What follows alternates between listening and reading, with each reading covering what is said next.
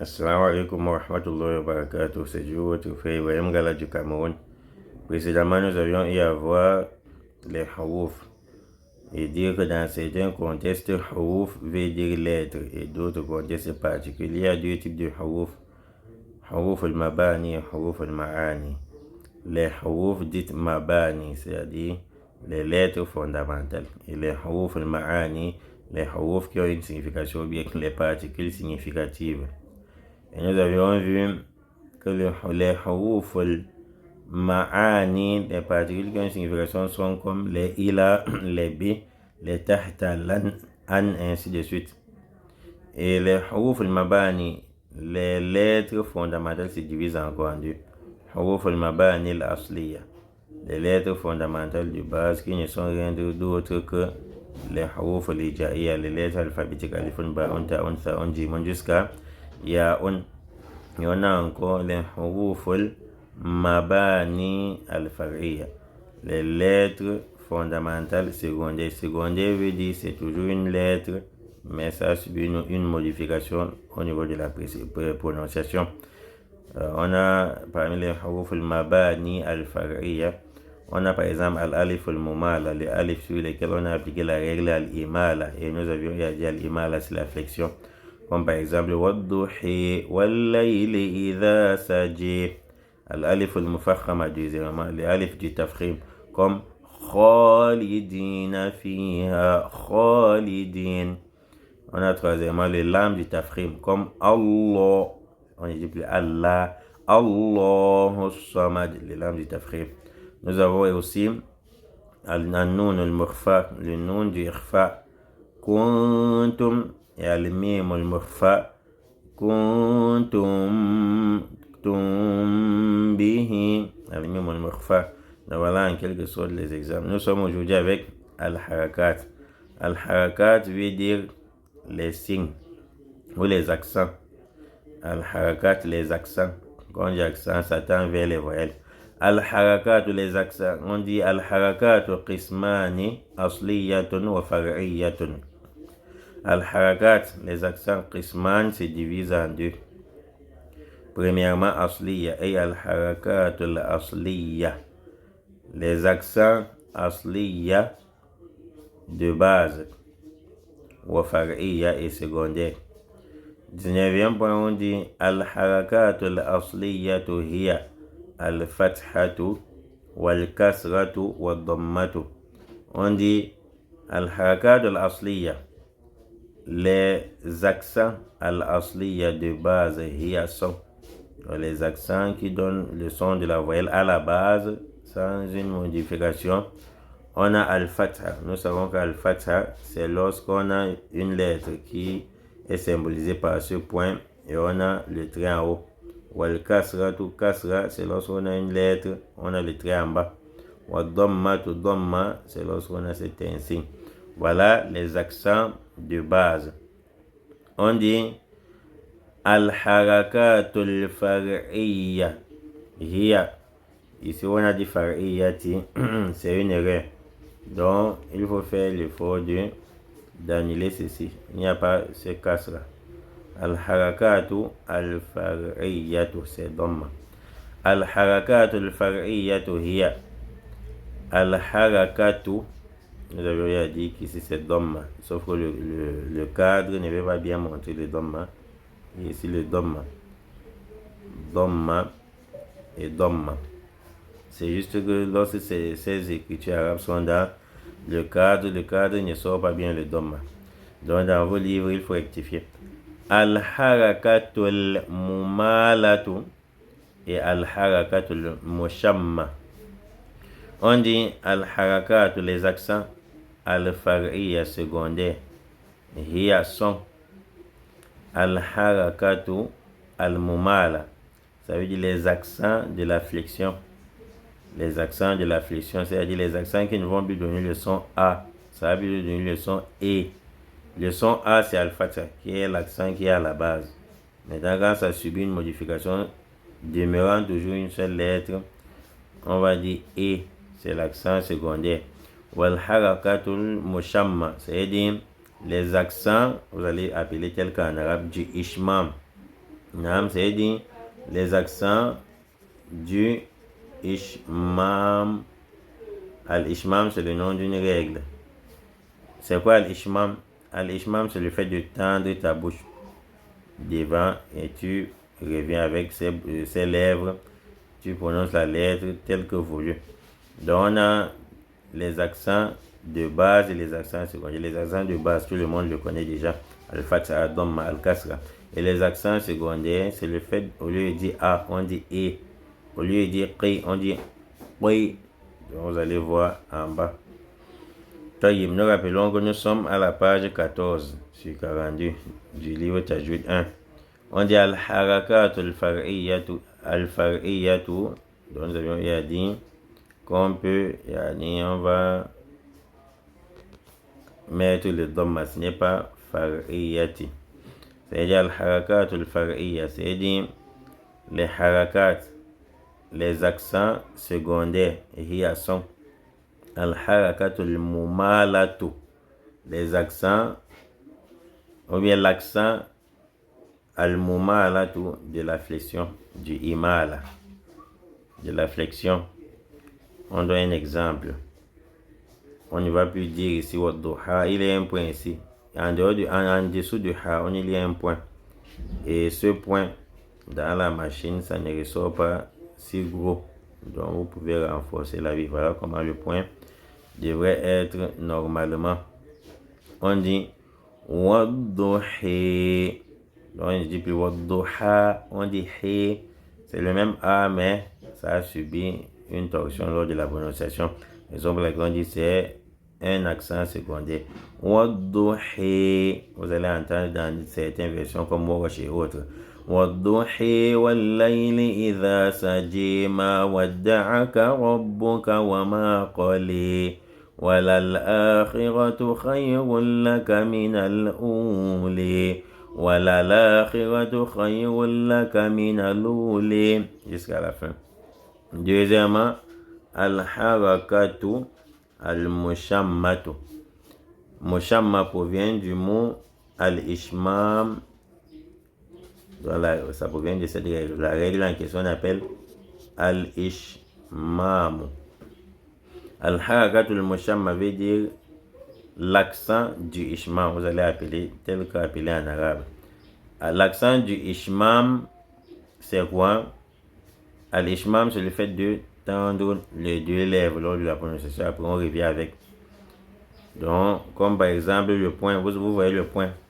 Ne dites pas que le point est au-dessus d'une lettre. Ce n'est pas au-dessus, ne confondez pas. Le point est plutôt entre deux lettres, comme entre khofun et yaun, jimun et yaun. Al-ishmam, on dit wa. Avant de prononcer qi, tu tends d'abord les lèvres. Wa qila. Wa ji'a. Je reprends. Wa qila. Wa ji'a. C'est ça qu'on appelle al-ishmam. C'est venu dans la sourate du Yusuf, verset 11. قالوا يا أبانا ما لك لا تأمنا على يوسف. C'est ce qu'on appelle al-ishmam. Naam. Donc, ici on va pratiquer ce qu'on appelle al-ishmam. Ce que j'aimerais rappeler, c'est quoi? C'est qu'il faut reconnaître que lorsque le point est au-dessus d'une lettre, lorsque le point est au-dessus d'une lettre, on va appliquer quelle règle? On va appliquer at-tashil, comme par exemple a'jami.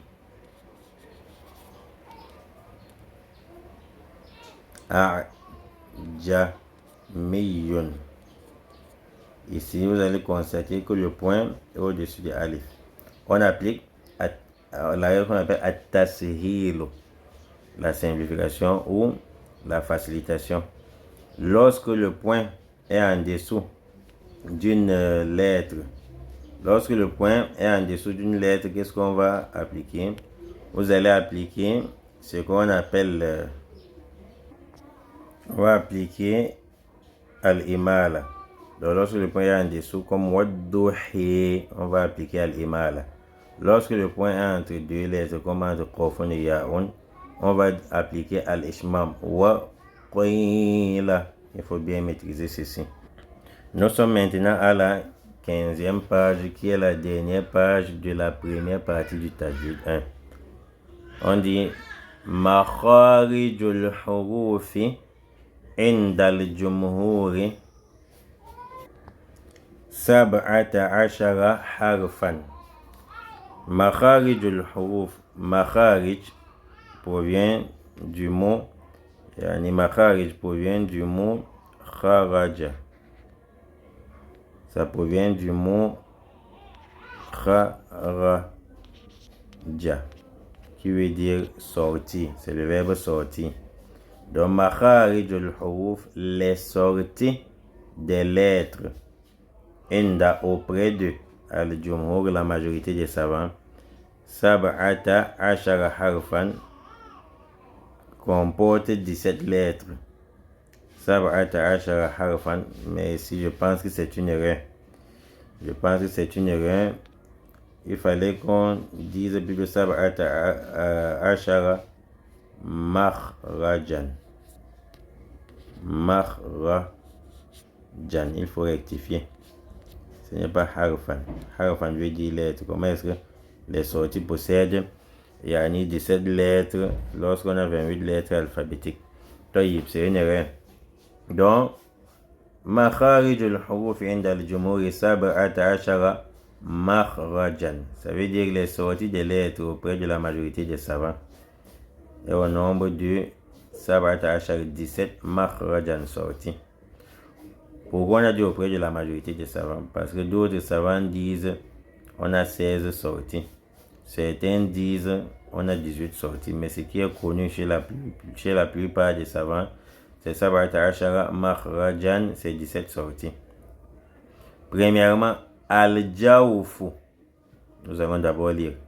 On lit ce qui est en haut, on lit ce qui est en dessous de ce qu'on a lu. Al-jawfu makhrajun wahidun. Al-halqu thalathatu makharija. Al-lisanu asharatu makharija. Ash-shafatani makhrajani.